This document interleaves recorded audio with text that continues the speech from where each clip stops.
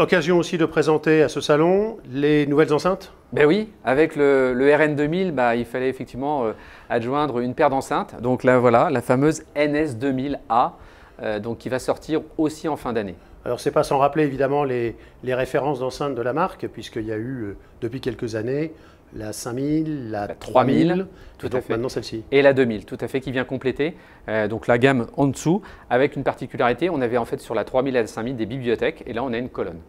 Alors, ce qui est intéressant, c'est qu'on reprend la même philosophie, à savoir sur la 5000 et la 3000, les haut-parleurs sont rigoureusement identiques en termes de texture de membrane, ce qui est quand même entre guillemets une prouesse et quelque chose d'assez inédit chez un fabricant.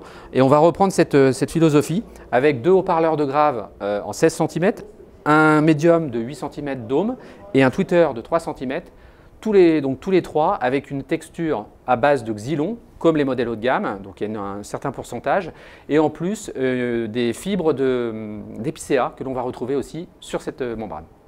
On est sur une 3 voies? Oui, 3 voies, tout à fait, basse réflexe. Classique. Alors classique, oui. Par contre, on récupère aussi la technologie des modèles au-dessus, à savoir un absorbeur spécifique avec une patente, donc une forme bien spécifique pour absorber certaines ondes stationnaires que l'on va retrouver dans l'enceinte. Et aussi, au niveau du tweeter et du médium, on a les fameuses chambres qui viennent compléter le petit tube qui est juste dans l'axe des haut-parleurs. Et ces chambres vont permettre d'éliminer les résonances induites par le haut-parleur. Donc ça aussi, il y a un travail continu par rapport aux gammes supérieures. Compte tenu de la présence avec cet amplificateur, on imagine que ça peut supporter pas mal de puissance? Oui, tout à fait. Effectivement, les puissances sont en rapport avec l'électronique, même si on peut évidemment mettre un ampli aussi d'une puissance un peu supérieure. Ces enceintes-là sont capables de supporter des puissances importantes.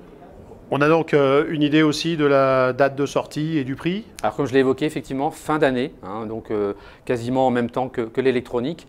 Et la base de prix, on est actuellement sur une base tarifaire de 7 000 € la paire.